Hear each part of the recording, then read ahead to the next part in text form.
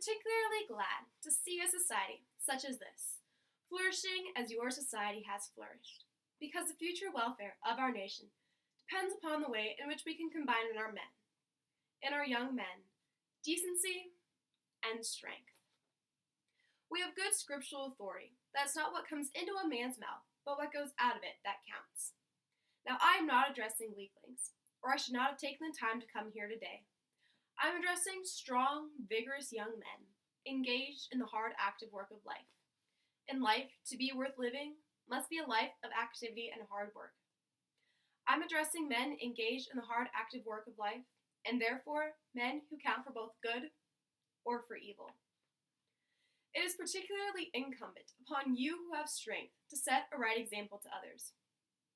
You are not able to retain your self-respect if you were to use coarse or blasphemous language. That a man who is to lead a clean and honorable life must inevitably suffer if his speech, likewise, is not clean or honorable. Every man here knows the temptations that beset us in this world, and at times, any man will slip. I do not expect perfection. However, I do expect genuine and sincere effort toward being cleanly in thought, word, and deed. As I said at the outset, I hail the work of this society as typifying one of the forces which tend to betterment and uplifting of our social system. Our whole effort should be toward securing a combination of strong qualities with the qualities that we term virtues. I expect you to be strong. I would not respect you if you were not. I do not want to see Christianity professed merely by weaklings.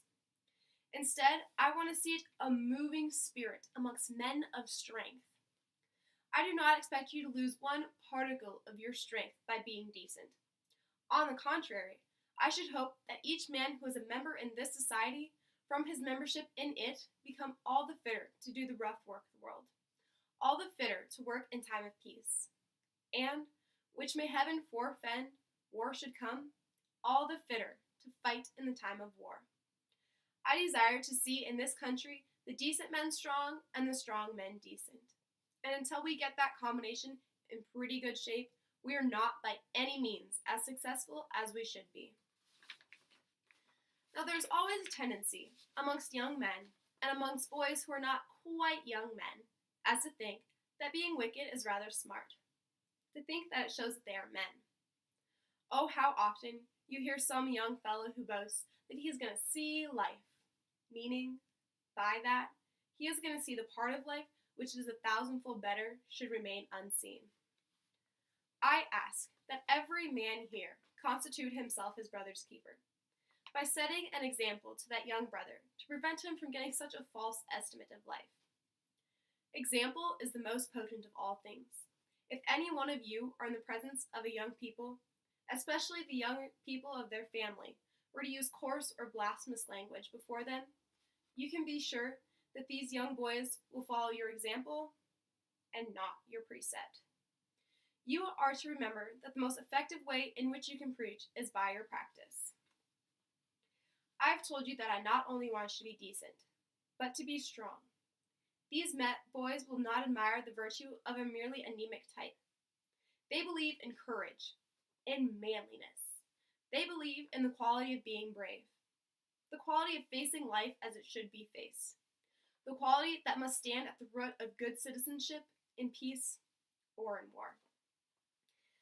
If you are to be effective as good Christians, you must possess both strength and courage, or your example will count for little amongst the young who admire that strength and courage.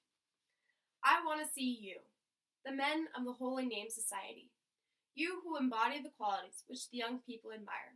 By your example, give those young people the tendency, the trend in the right direction. And remember that this example counts in many other ways besides cleanliness of speech. I want to see each young fellow able to hold his own with the rough work of actual life outside. And, when he is at home, unselfish in dealing with his wife, mother, and children. And remember that preaching does not count if it's not backed up by practice. There's no point in your preaching to your boys to be brave if you run away. And there's no point in your preaching to them to tell the truth if you do not. There's no point in your preaching to your boys to be unselfish if they see you selfish with your wife and disregardful of others. We have a right to expect that you will come together in meetings like this, that you will march in processions, and that you will join in building up such a great association as this. And furthermore, we have the right to expect that in your own homes and among your own associates, you will prove by your deeds that yours is not a lip loyalty merely, that you show in actual practice the faith that is in you.